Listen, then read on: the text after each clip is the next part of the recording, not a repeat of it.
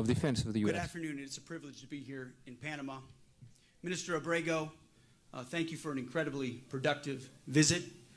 The same goes for our friend, President Molino. President Molino and his administration are a great ally of the United States. We are deeply grateful for the friendship of our Panamanian counterparts, your partnership and your leadership here in Panama and across the region.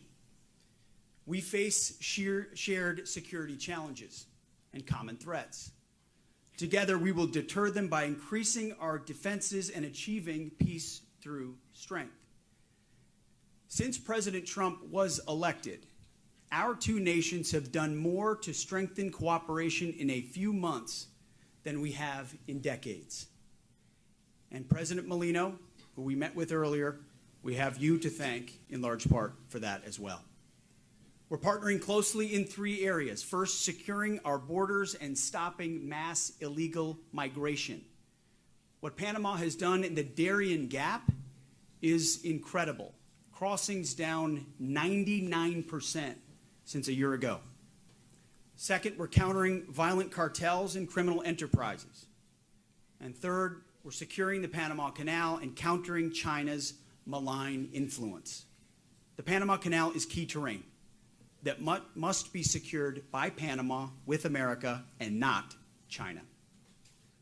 To that end, that is why the United States and Panama have just signed a memorandum of understanding on cooperative security activities, and will be signing, just moments after this press conference, a joint declaration with the Minister of Canal Affairs on the security and operation of the Panama Canal, which is a framework for U.S. warship and auxiliary ships to sail first and free through the Panama Canal.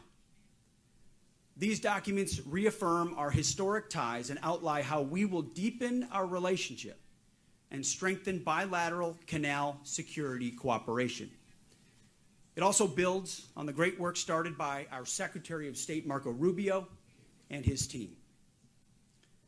This memorandum of understanding will increase joint training, exercises, operations, and overall interoperability between our two forces, reestablishing rotational and joint presence at Fort Sherman, Rodman Naval Station, and Howard Air Force Base.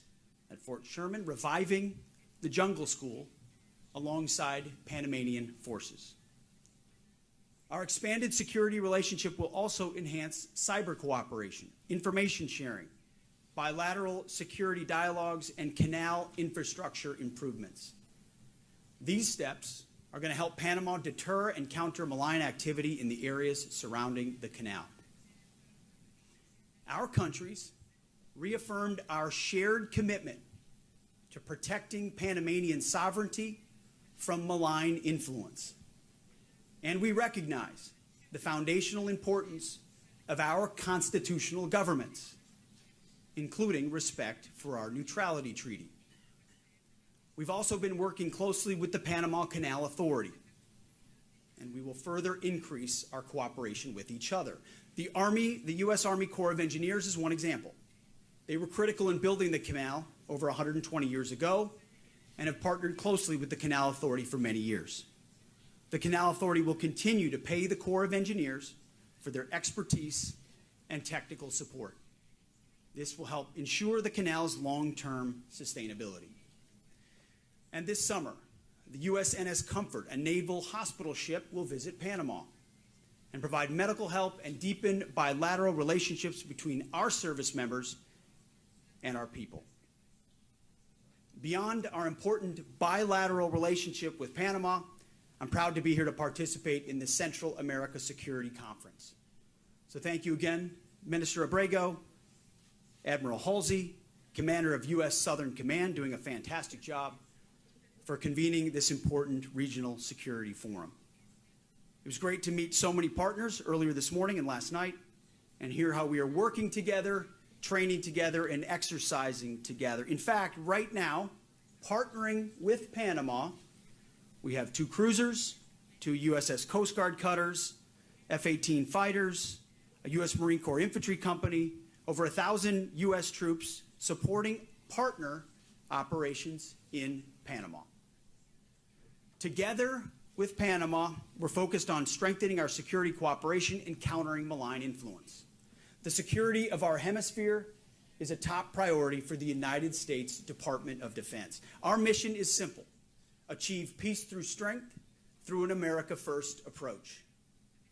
As I've said before, America First does not mean America alone. Rather, putting America first, a phrase coined by President Trump and advanced in our interests, means making our alliances and partnerships make sense for the American people and our friends. As he says, it's common sense. In this region, as we put America first, we are putting the Americas first as well. We're doing this by confronting shared threats and shared challenges in this hemisphere, starting, as President Trump has led the way, by securing our southern border, getting 100% operational control. Because border security is national security, and it starts at home. We're doing this by stopping illegal migration, destroying transnational cartels and gangs, and ending the era of capitulation to coercion to the communist Chinese. As I said yesterday, we are helping to take back the Panama Canal from communist Chinese influence. Like our partners across Central America and South America, the United States wants a hemisphere that is secure, prosperous, and full of sovereign nations. This is not about globalism or foreign adventurism.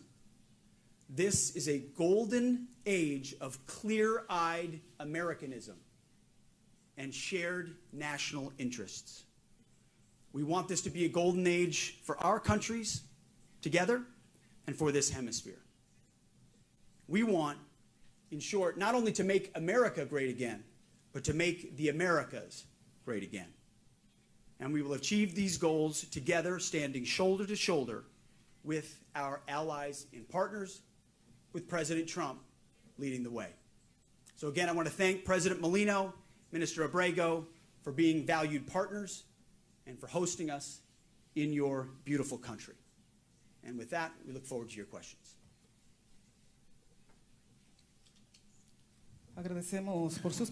We appreciate the words of Secretary of Defense of the United States, Mr. Hexed. Thank you for your remarks. At this time, we open the floor to questions to the media. Right now, we have Mr. Adolfo Berrios from La Estrella de Panamá. Buen día. Good day. Señor Secretario de Defensa, Mr. Secretary of Defense, you mentioned the U.S. troops that are helping the Panamanian forces, and the memorandum talks about increasing bilateral activities. The joint announcement in English makes no mention of Panama's sovereignty over the canal. So the U.S. recognized Panama's sovereignty over the canal, and if there are plans from the U.S. to maintain a permanent military presence in Panama beyond the current cooperation and training. Appreciate the question. Yeah, guys. We certainly understand that the Panama Canal is in Panama, and protecting Panamanian sovereignty from malign influence is important, which is why when President Trump says we're taking back the Panama Canal from Chinese influence, that involves partnership with the United States and Panama. And we're grateful that they've welcomed U.S. troops on Panamanian soil by invitation through rotational joint exercises. And that's what you'll see in the Memorandum of Understanding, is an opportunity to revive, whether it's the military base, naval air station, locations where U.S. troops can work with Panamanian troops to enhance capabilities and cooperate. In a rotational way, we welcome the opportunity to have an increased troop presence here alongside the Panamanians to secure the sovereignty of the Panama Canal. Are there plans to make it permanent? Ultimately, we look forward to a long relationship with the country of Panama, and that would be in deliberation with the leadership of Panama.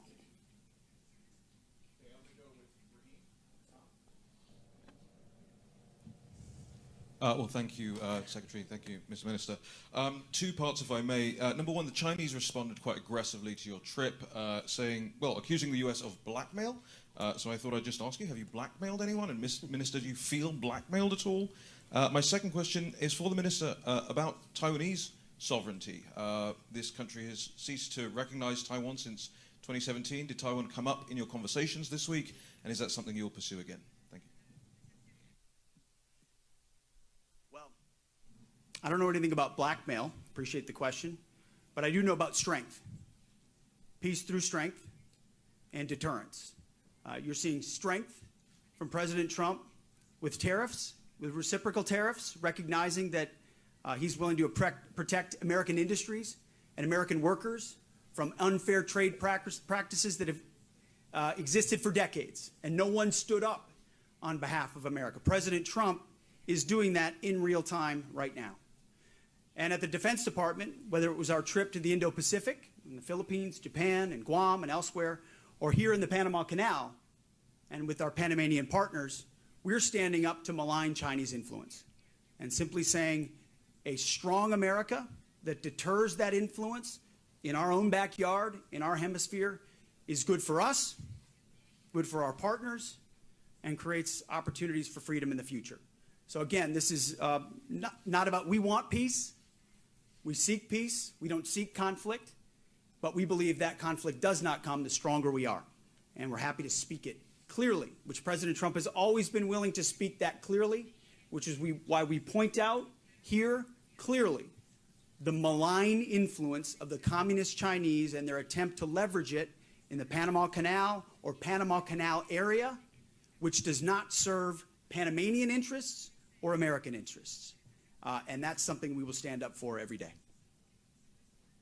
Continuamos con las preguntas. Si es la We oportunidad continue del with periodista questions. Juan Now we José have Juan Rodríguez, Jose del Rodriguez medio AFP. from Media AFP. Hola, Good quería afternoon. preguntarle al I señor wanted si to ask Secretary. Ayer en Estados Unidos se emitió un Yesterday, comunicado the donde habla press de first released and fast, and talked about referente a un posible acuerdo an para agreement que of los buques de la Marina an de agreement Estados Unidos for the no passage of paguen warships los to peajes cuando pasan por not el Canal de pay Panamá. Yo quería when they preguntarle cross si the Panama realmente Canal. ha habido un I wanted acuerdo to entre ask Panamá if there y has Estados been an Unidos agreement para between que Panama and the efectivamente U.S. to los buques de la effectively Marina de Estados Unidos no paguen peajes waive o que those Panamá les devuelva payments to Panama ese when dinero, these bien warships a cross, través de compras or de if Panama has to return that payment otro tipo de through medidas. purchasing En ese materials or anything si from the esto no U.S. violaría In el that case, espíritu, if this de los wouldn't that break the spirit of the neutrality treaties?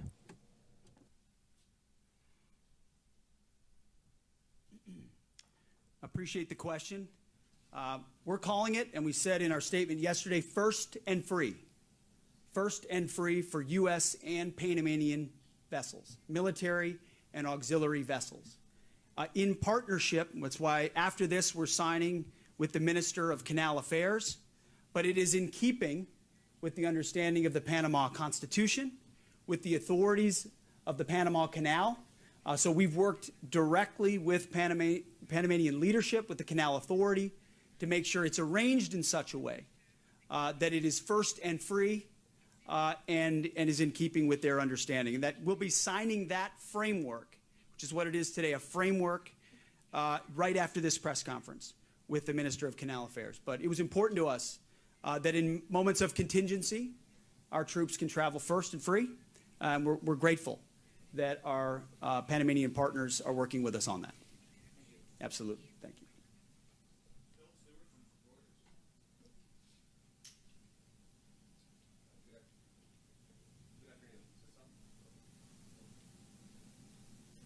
Good afternoon. Secretary Hegseth, did you provide assurances that the United States would not intervene militarily to take over the Panama Canal, or is that contingent on what happens with Chinese presence here in Panama? And your top general in Europe said yesterday the United States should keep its military presence on the continent as it is now. Do you agree? And are you considering relinquishing the SACEUR post to a non-American? And to Minister Abrego, would Panama accept a permanent deployment of U.S. troops or the establishment of a permanent U.S. military base on Panamanian soil? And if not, why not? Thanks. I would just start by saying the only person that will make a determination about force structure of U.S. troops in Europe will be President Trump, the Commander-in-Chief.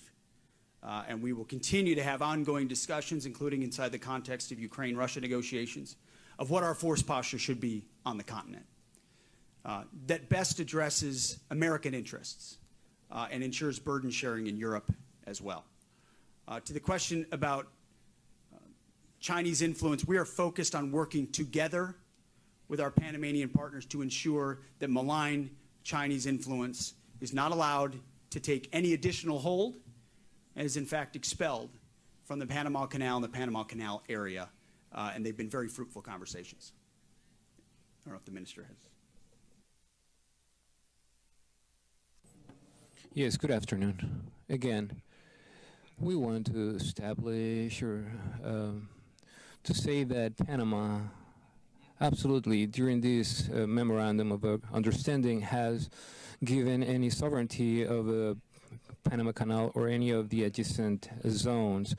Panama is within the framework of the neutrality treaty, and based on that part of the constitution, the U.S. has managed themselves with respect. We just heard the secretary say that he will have a meeting with the minister of the canal. He already had it in the past with the administrator of the Panama Canal, searching for the correct way to not go against the neutrality treaty or the Panamanian constitution. That has been established. So Panama mentioned through, or the Panama's president mentioned that we cannot accept military bases or defense bases. We are clear that we need to keep a cooperation in terms of security with the U.S. and with the U.S. military, and that's something that keeps happening. It's an ongoing exercise. It has been over 18 years that we have had ongoing exercises with the U.S. Air Force and the U.S. Army. So this is not new. We understand that based on international media and what has taken place, that it becomes a hot trend. But maybe we want, and also we want to know a little bit more. But in this sense, our President Molino established yesterday in his press communication and with Mr. Secretary Hexet in that private meeting he acknowledged the sovereignty of Panama over the Panama Canal, and he acknowledged that the neutrality treaty has to be respected in our constitution as well, just as we respect the constitution of the U.S. and their laws when we address any type of negotiation. All this has been written down in documents that will become public. And there's nothing under the table. There's nothing in hiding. Everything will be out there and available for anyone who wants to read it. Thank you. What the minister has said is what the media tries to do very hard is to divide us. And what we call that in the States, Mr. Minister, is fake news. So thank you.